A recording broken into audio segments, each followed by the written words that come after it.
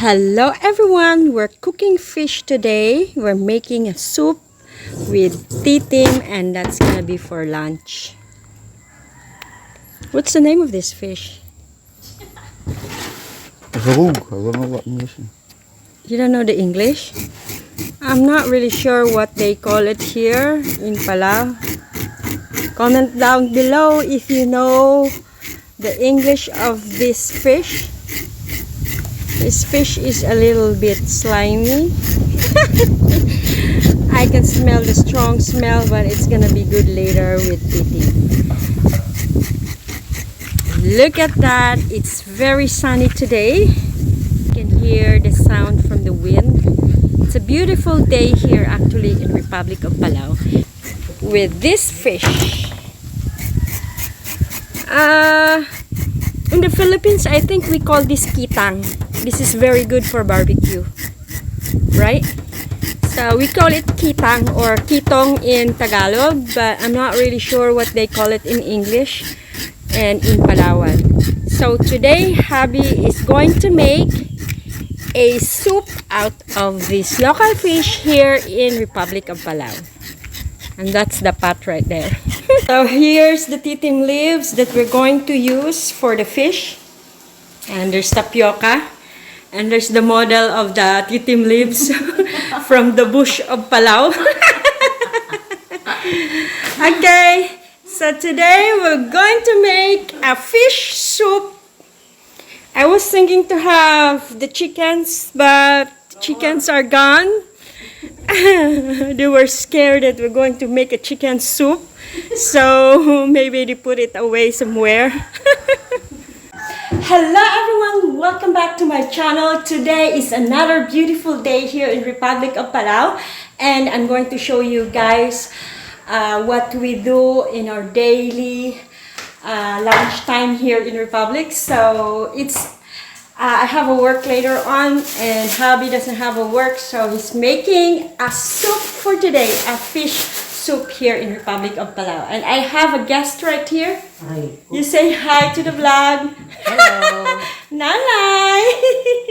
So come on, join us today as we are going to prepare lunch. And there you go.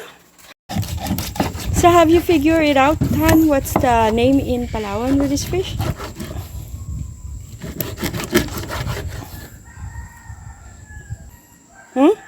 Mesugu. Mesugu.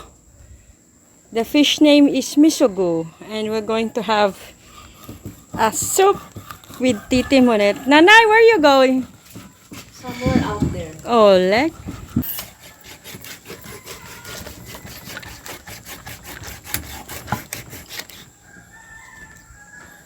So Alfred is very good in cutting the fish. I cannot do it if I'm going to do it myself because I'm not very strong in cutting it, but you know.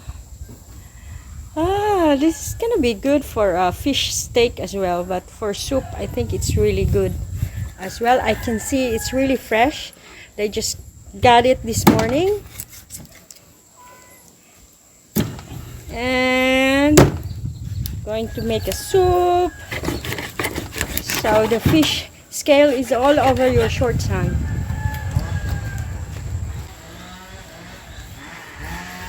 So this is our daily life here in Republic of Palau. You know, nothing really fancy, just simple life in the island. And everything is fresh. I will check. Someone's calling me. Hi, Daddy. Huh? How are you? You say hello to my vlog? You say like and subscribe. You say like and subscribe. So remember our cat here at home. It's actually Alvira's cat. And that's Daddy. Daddy? Don't worry, we give you fish later on, okay? Okay, see you.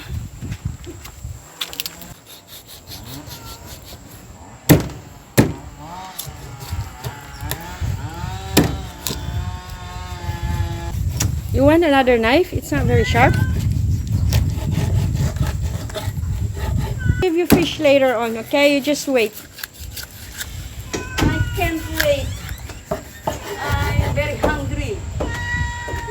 Don't go anywhere, Nanay.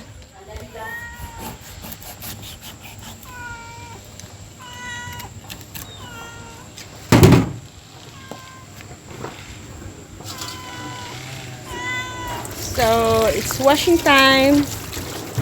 So this is how the fish looks like. I'm not really sure what they call it, but island fish. So here in the island there's a lot of fish, which is really good for cooking, like really fresh for soup, or you can have fish finger. So you really have to wash it nicely because this fish got a little bit of a strong smell. But once you cook it and you put some spices on it and you put titim leaves, they don't smell the fishy smell at all.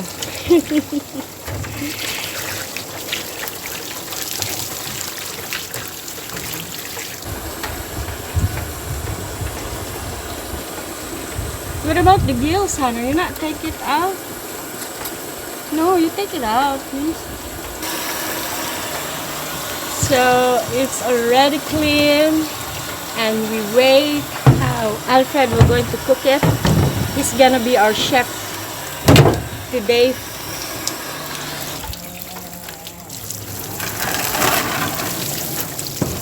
There you go, looking fresh and yummy.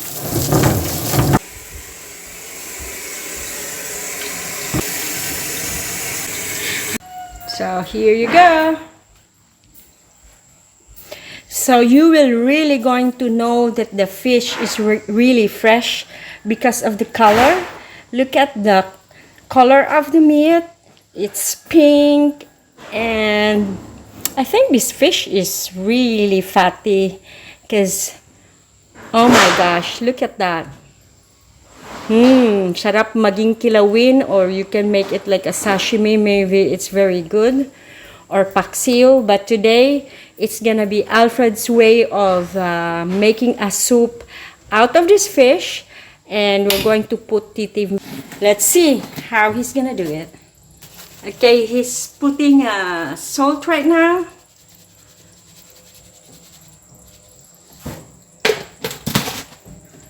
He put a lot of salt on it. He put salt, a handful of salt. Are you talking about the thing? I think so. And then water.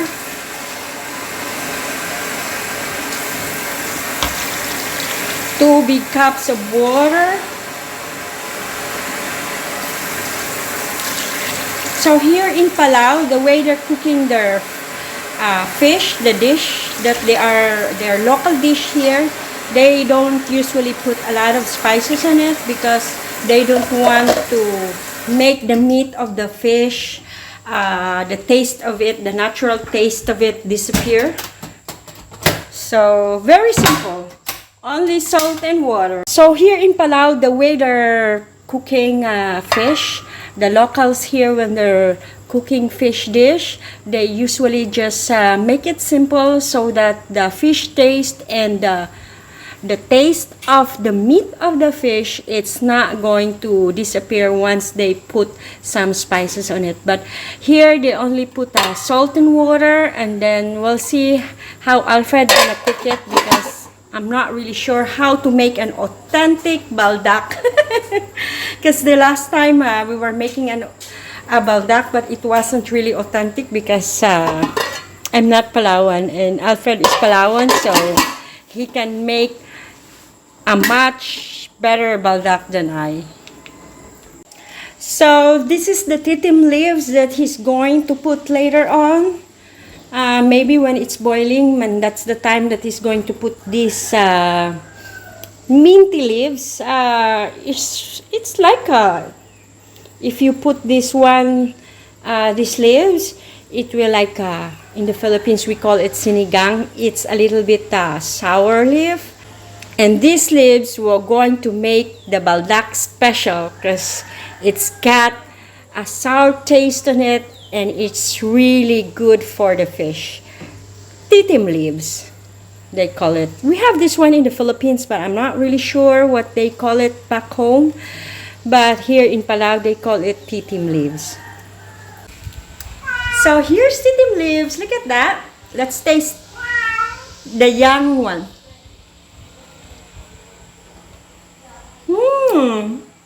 Really sour.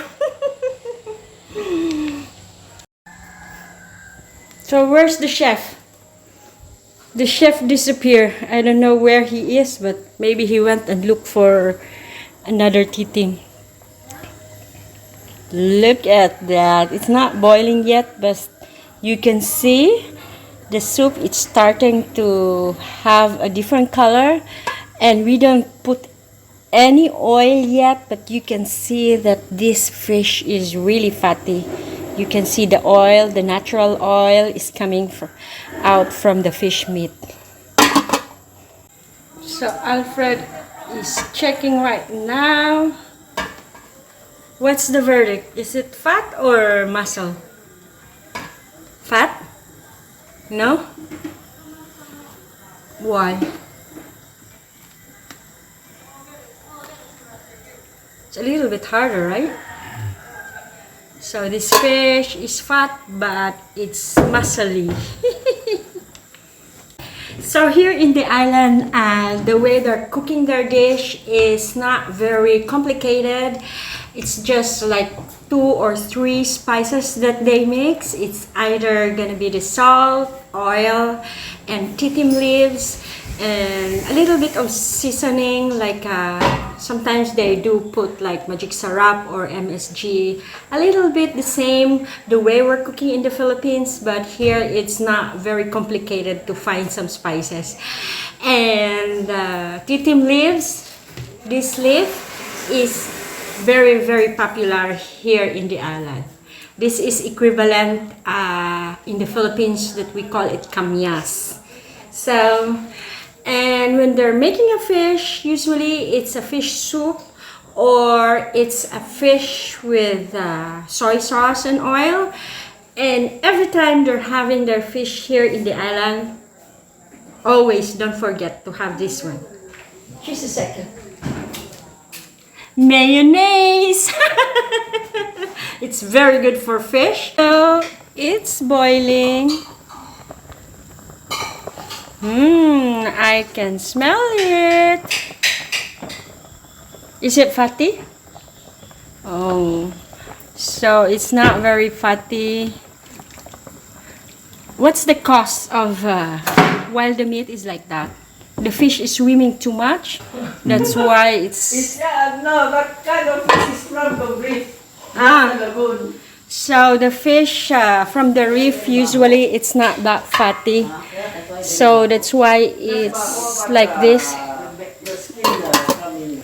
But if it's from the lagoon, it's fatty. But I find it maybe the fish is swimming too much. That's why it's got some muscles. So Alfred is taking out some of the soup out so that it doesn't have a smell. So usually it happens when it's a reef fish. The fish is a little bit tough. It's not fatty because in the reef the current is quite strong, so they cannot easily retain fats on their skin, on their body. But the fish where you can find in the lagoon, that's the most fattiest fish that you can find in the island. So this one, it's a little bit harder meat.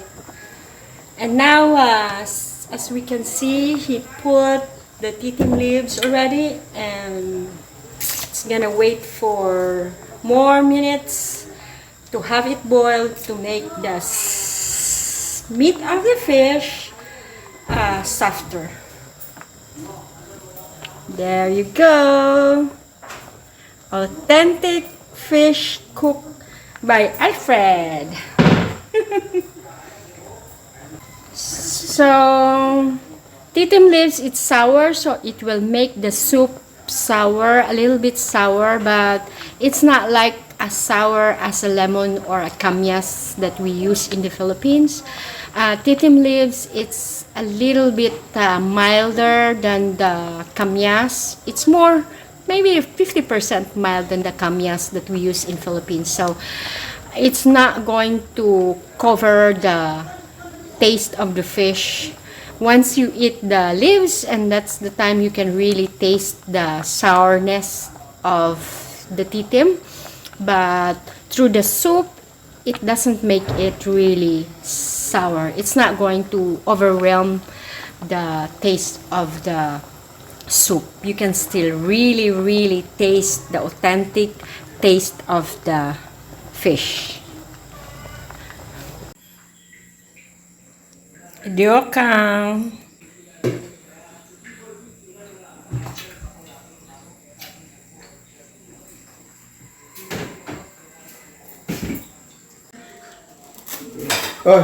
Hold there, you gonna fall down that one. So here's the soup. Let's have some soup.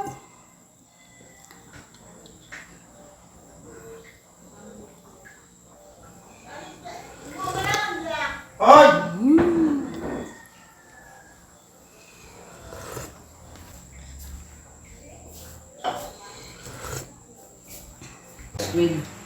So let's eat. Hey, this one. Thank you, Han, for the very good cooking. Oh! It looks not fat, but it's actually fat.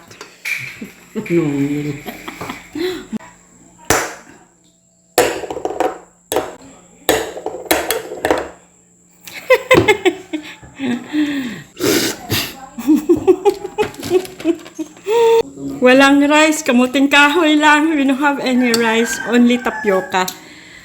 Diokang.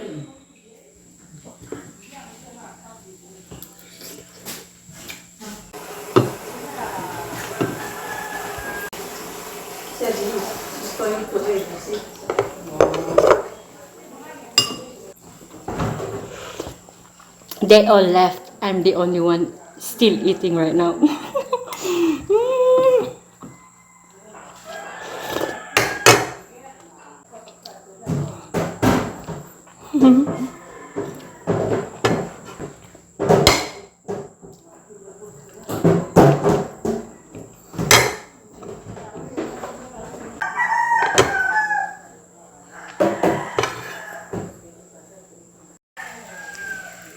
Thank you for watching. Please don't forget to like and subscribe.